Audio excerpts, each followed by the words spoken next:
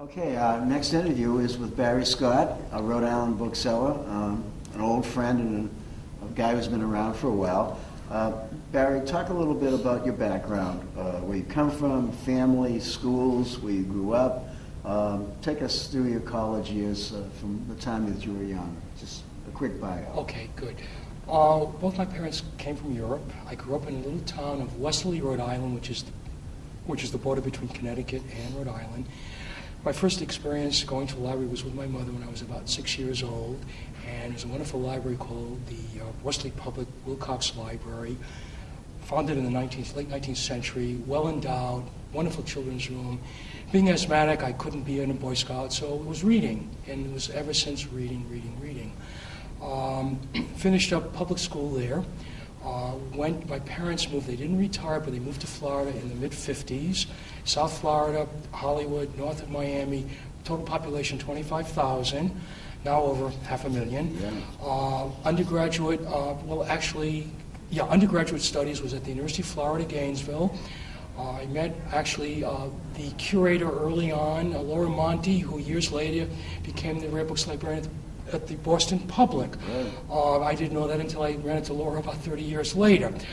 Finished up a degree at Gainesville and went on, made a decision that I want to stay with books, so I went to library school. This is in Lexington, Kentucky, University of Kentucky. So between basketball and Adolph Rupp and library school, I had a wonderful 2 years. I took a little extra time because I wanted to work in the library.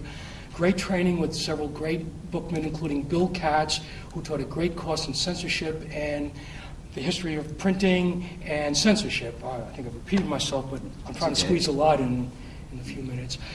And from there, I finished my degree. My first position, actually, I was offered a position at Roosevelt University, but I had family back in Rhode Island, in Providence, and so my Aunt Sylvia said, look, check up, see what's going at Brown. My cousin had graduated Brown back in the 50s, so I went over, made an appointment. This was on a Wednesday, and on a Friday I had an interview, and on Monday I was offered the job. This is in the 60s when these kinds of things went on.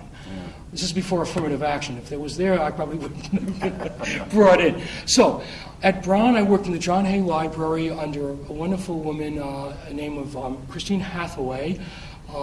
And Christine herself never had a library degree, but she worked with Dave Jonah, who was the director. Dave Jonah was a member of the group of people like Jake Zeitlin, Warren Howell. They were buying books from that generation of great book selling. I worked, as I said, in the Hay for a couple of years between the Hay and the Anne Mary Brown Memorial, which was known as being one of the great collections of 15th century books, which of course I'm not an incunabulist, but it was a wonderful experience. I held the same chair, but never with those qualifications, of Frederick Goff, who later I was a student of Margaret Bingham Stillwell, who wrote the second census of 15th century printed books.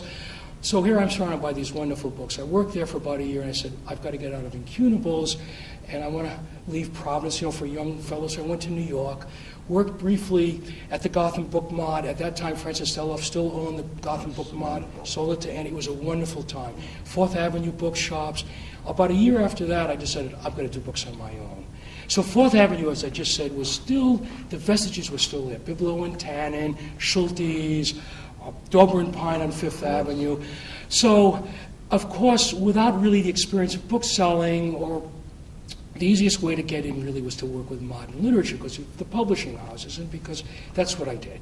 So I did modern first editions for about the first 10 years. And in New York? In New York City, on Gramercy Park. I was very spoiled. I was in the National Arts Club, kept a membership there, and at the Players, and at the Lotus. So I had about 4 clubs, and a lot of this was literary membership. So I got to meet people like Jay Lachlan at New Directions, Roger Strauss, publisher of Forrest Strauss and Giroux, and these were all individually owned publishing houses. And so they were all themselves bookmen, and they had an interest in what I was doing, so I had opportunities, to either help some of their authors place documents, archives, manuscripts into collections. So I began to work with some of the writers of the time. I mean, this is a small scale. I want to explain that. So I got early from that element into collection development. which has been basically what I've enjoyed doing in the trade. But after a while with the moderns, I said, I've got to work earlier because I want to work more with paper, with documentation that you don't have the concern about is it the first date of the dust jacket. I want to, or if it was books, I wanted the books of first editions to be beaten up copies, but they were authors' copies or publishers' agents' copies, where you could say, you justify this piece in a collection because this will show you what the author's thinking and doing. Well, after I left Moderns, as I said, I really just opened myself up to everything. And that's what I've been doing now, I'd say, for the last 30 years. And most of the work is with institutions, sell and buy to each other in the trade, few private collectors. And being in this business for this period of time, I've seen not only the changes, but I've seen new generations of librarians coming in. And because of our training, and my wife, the same, also a librarian, have this kind of common language. There's a sharing, and I understand what's on the other side of the desk. Mm-hmm. Now, maybe you want to ask me another question because I can... It's fun. You could keep on going. Just talk a little bit. I'm very dry. Well, we'll stop a second. We'll get you some water. Good. What are some of your fond recollections of your early days in the trade? Some of the booksellers who treated you nicely, some who you thought were like mentors, some who you aspired to be like. Right. I mean, talk a little bit about those people. Well, it's mainly Mike Ginsberg. I wanted to aspire to be, but Mike took control along with Bill Reese and a few other great ones. So I said, Americana I can't aspire to be because that field is covered. There were some, I was very lucky in the respect of, and they were not all members of the ABA, ILAB, but of just people that had been around the trade that started. As you know, the trade in New York shifted up basically from lower Manhattan and kept coming up. Even Rosenbach started from the lower to 20s, and he ended up, on 57th Street, which became Fleming. Mentors, certainly Margie Cohn and House of Books. Francis Deloff in another respect for young writers. Looking up at people like at Seven Gables, Mike Papantonio and John Van Cohn. The Carnegie Bookshop on 59th Street, which was Dave Kirschenbaum, who did a lot with Charlie Feinberg, and Charlie Feinberg, self-made, fruits and vegetables in Detroit, but his love was Whitman, and he built this great Whitman collection, which he gave a lot to the Library of Congress, but to libraries. But that's not, Charlie was not in the trade, but I liked him as a collector who never even finished high school, but he loved American literature, and he said, I want to do this, I want to collect it, and I want to give it back to the country. Other people in the trade, I got a kick out of different personalities. The Emperor, Warren Howell was of interest. Certainly Jake Seidlin. Jake's was a great drop-in center. You'd meet everybody at Jake's in the Red Barn. I loved visiting Lou and Ben Weinstein in the in the funeral parlor with this great sting. I liked everybody, no matter if they said hello to me or not, because we're all personalities. Yeah. We're all in the same boat together, as Red Green would say up in his program in Canada. Sorry about that. No duct tape on me, though. Okay. But because everybody has a contribution. I like working with paper, and I got to like people like Tim and Betsy Trace. Wonderful, wonderful couple. Love them both. Dearly. Who was in Stanford, who had the rubber bands, who would cut them out of tubes and did great paperwork. You know who I'm speaking of. I just remember Caroler and Dick Wormser. The Wormsers, okay. I'm having more than a senior moment. I'm having You'll figure a it. block. All right. Move on. Yeah, we'll move on. The girls, Madeline and Liana Rostenberg. They'll always be called the girls, won't they? They'll always be called this. We're not the boys. We're maybe more like the boy chicks, but that's something else. And of course, there's the English trade. Going to England the first time, and you could stay. I could stay in the West End, and in Mayfair, I had a club there called the Savile Club, which was T.E. Lawrence's club, and all these clubs. So I'd hang around. H.G. Wells had his writing desk there. I'd sit on his desk, but I didn't write anything. I just wrote letters home. And certainly people like Tony Rhoda, very close. Pickering and Shadow folks. The old days of the whole Dawson Combine. John Beach. There was George Sims, back of the National Hospital. It was really a great book, and a writer.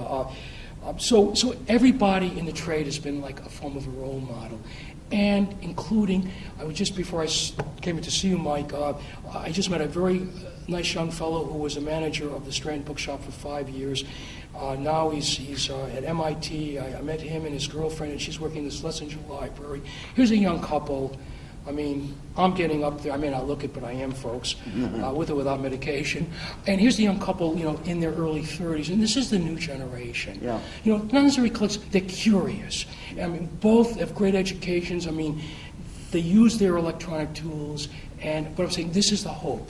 And what I like with the libraries is, you see, librarians now, it's different than the old boys club. They're working with faculty, they're bringing students in, the students are using material. They may not become collectors, but they'll remember those courses. Now, Mike, I've drifted off from your usual trying to keep things focused, but I'll tell you, what else can I do? Not much else, because I can still garden. Joanne calls me in. Barry, we got to finish cataloging this book. Joanne is your wife. Joanne is my wife. Met her in a bookshop. She was a registered nurse. I was coming back from an Australian trip with Ray Smith, R.W. Smith, New Haven, great bookman. Ray and I went track and cross country together in Florida, so I hadn't seen him in 30 years. It's Charles Woods' fault. He brought us together. He said, Barry, I want you to meet a fellow who you'll like. I think he was insulting me or Ray, but whatever happened. So I've known Ray for a long time, and Joanne left the nursing profession shortly thereafter. She says, this kid needs some help. I could use her. Right. Exactly. So then Joanne worked with me in the trade. Then she went off and took a library degree in Tuscaloosa. Then she started with me in the trade. We were working in the trade in Amsterdam for a couple of years after we sold our house in Stonington, Connecticut. That's where I was doing books. And they said, we've got to get out away from the boat people and the harbor and all that. So we went to the Netherlands and worked in the book trade there. Joanne worked with Dieter Scherenberg, that's Antiquariat Jung, the brother, right? And I did my, walking around finding material, which I'm still uncovering material. How long were you in the Netherlands? 2 years. The main thing is I always loved, we were studying Dutch in the morning, back in school, because it's so important. As you know that from your area, Mike, the Dutch-American influence is major. It's major. So I was buying material because I could now know the language. So between Dutch, German, and Yiddish, I was having a ball. No Spanish in you, though. Huh? No, no habla español. Okay. Tell me a little bit about the internet and you. When the internet revolution occurred, was this something that you were easily brought into or not? Has your experience been good or has it been bad? How do you feel about it? I'm an old-time Luddite who's become reformed. Yeah. Mike, it's a wonderful tool. There's no question about it. It's a tool that certainly from communicating, it's instant. And of course it's too instant, and then if it's 2 seconds later, you get mad because why isn't it here sooner? Right.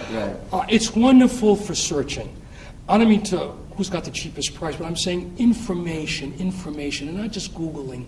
But when you have the chance, you can't go to a Virginia or you can't go to the Hunt Center at the University of Texas. You could at least see the exhibition online, what's going on. You can read catalogs. You can communicate. There's always the downside. See, I've never listed a book online. Never. Yeah. So you're not online. Do you have any kind of a website or a homepage? You'd have to ask Joanne that. I doubt it. Okay. I don't, except through the ABAA, but I do, I'm what they call a lurker. I read, I like to keep up with what's going on in the trade.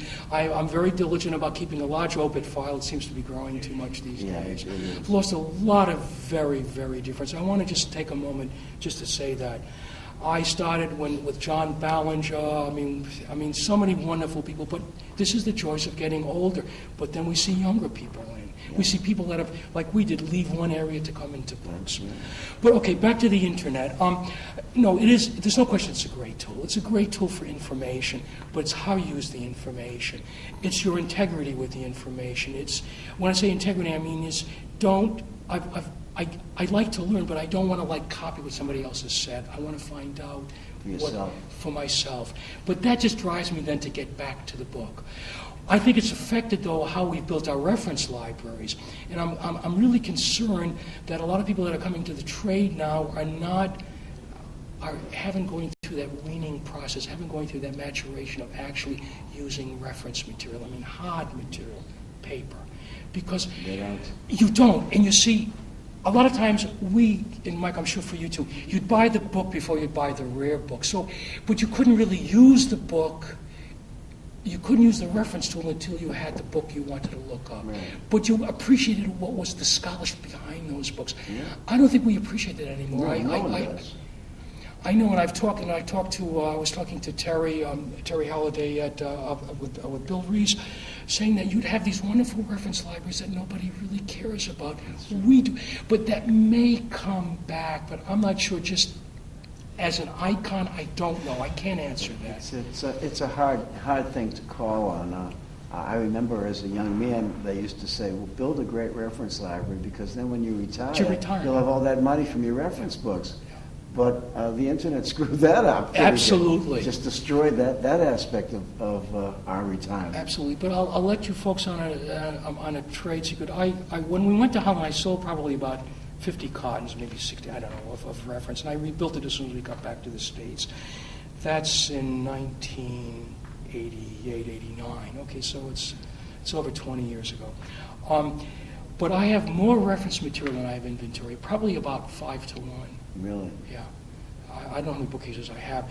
And I like to do this. But what I do now is if I'm not going to use the material, I make sure that it goes into different small special collections that don't have the tools. And I'm talking about some really important material. Because, not that I've narrowed my focus, I just want to make sure that the material, I'm not caring about auction or how much it's worth. I just want to make sure that these tools are taken care of, because they're very important. What do you feel are some of the great challenges that this generation of booksellers face for the next 10 or 15 years? Well, it's a very quickly changing market, and I use that not in a negative sense. I think it's not a question of how we survive. I think we're always going to survive. I mean, I don't feel threatened by the Kindle. I don't feel threatened by the tools. I think all the tools have a place. It's how you want to use them, what your choices are. I think our concern is to make sure there's a continuation of a relationship with the curators, with the librarians, with the collectors, and with fellow booksellers, be they members of our organization or not. And I think there was concern at one time in the scriptorium, oh gee, we're going to lose our jobs because now everybody's using movable type. I think there's always going to be groups of us. I just think there is a winnowing out process. One of the issues that we have is talking about in doing book fairs, whether particularly the larger, more comprehensive, costly affairs, is that it's getting harder and harder for a young, or perhaps not a young man or woman, to really exhibit because of the cost of exhibiting. And it does come down to some degree with accounting, because how do you justify? But one of the things I think it's important to have venues as an exchange, just like the old Frankfurt Book Mess, the old Frankfurt Book Fairs. It brings people together. My concern is that book fairs, book venues continue to go on. How we do it and how we're able to continue doing it are always issues that we're going to be faced with more and more. That's only one element. I still think paper catalogs are important. It's great seeing lists online. We've got to continue issuing, and I must admit, I did 15 or 18 catalogs over a 15-year period. I was very fortunate because I could meet in New York, which was a great place, with people like Blumenthal, Spiral Press, and others, and have catalogs designed. Oscar Rock helped me with my first couple of catalogs. If you remember the 26 letters of the alphabet, Oscar helped me. I mean, what I'm trying to say is I think getting a printed catalog, I know people, and not just our generation, but young people like to get a catalog, a list that they can curl up with a cup of coffee. Now maybe it's a latte frappe with fancy, whatever. But the fact is, I think I'm concerned that we lose that paper element of having. We do have our auction catalogs, which I think will continue. I mean, even though they're glossy and expensive, okay, so that's a concern. But I mean, we're not going to die. We're not going to wither on the vine. And I look, I see it at this fair. I mean, I see it at every fair. There's people that have, people that want to do books that are, right now, they're not ready to. I mean, not as collectors, but even as dealers. So we've always been a very small fraction of what's out there. We're always discussing, what do we do about printing on demand? What are we doing about all this stuff where it's instant publishing? Well, look, the stuff has a place. I don't like it. I'm not interested. I avoid it. So you have choices. You have choices. We have to. It's a challenge to the mind, but it's a challenge to the mind to get out of your seat, away from the computer. If you don't garden, you do something else, because you're thinking constantly. When you look at a tree, you might think about a book. I mean, I don't want to get off into too many tangents, I but look at a tree, I like to think about an apple. well, an apple with a book, right? No, or your just new an apple. An apple. So you like to separate. You see, I throw everything together. That's why I do smorgasbords and you do straight dishes. I do straight dishes. Yes, very straight. Last question for you, okay? That soon? Okay. That's Fortunately for that you. sounds like a car. You're right. The last question for you, pretty simply. If someone were to come to you, a young bookseller comes to you and says, Mr. Scott, I'd like to become a bookseller, what would you advise me? I would say, first of all, go for it. Ideally, if you're a student, try to apprentice yourself with a Mike Ginsberg or a Bill Rees or whoever. If you can't do that, maybe go work in a library, even as a page. I mean, depending upon your age, depending upon your financial needs. See, it's too bad. There were Lilly fellowships at Lilly at Indiana University. It used to be that you could go and get training in a library to be a librarian, to be a bookseller. So you've got to be, So what I do is when I'm asked this question is just find out as much as I can about the person and try to guide them. If they're telling me they come from such and such a place, go speak to so-and-so. Tell them, you know what I mean? It's sort of like going to work in the Peace Corps. Volunteer yourself, farm yourself out, even for a few hours a day. I remember talking to, it wasn't Mike, it was John Van Coen at Seven Gables, and John said, one of the arts in our business is packing a book. This was not the bubble wrap days. This is not Peanuts days. And there's many elements to our trade. The art of packaging a book and sending it is very important. Now, that's again another tangent, but in other words, there's a lot of elements to bookselling because you have to represent yourself as a good bookseller by how you present a book, not only in a bookcase, but not also how you package the book into a package, and it's how you send it off. And so I try to explain those elements, which is very somewhat tangential, but try to explain that this is all part of the book world. There's got to be a curiosity. Part of it's native. You may have it and not know you have it, but then you might have a role model. So I say, go look around, enjoy. Don't necessarily run into running into a Barnes and Noble with a cup of coffee, which I never liked. Coffee I like, but coffee in a magazine, well, that's a marketing thing. But go into a bookstore and look around and ask questions. Don't be shy. But remember, we're all very idiosyncratic, which makes us very interesting and tedious and welcoming, not welcoming. But every personality can adjust to this. It's a great world. It's a great world to grow old into. Do you remember George Kane running around with a suitcase in his middle 80s?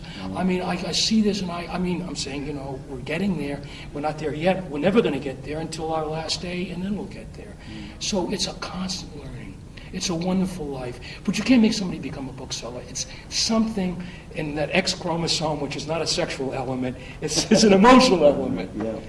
Is that the last question? That's it, man. Do I have to stop? Okay. Yeah. Thank God for you viewers. Now remember, don't bother me about computers, but visit anytime. We have good clams in southern Rhode Island. And this guy's a Boston Bruins fan. All right.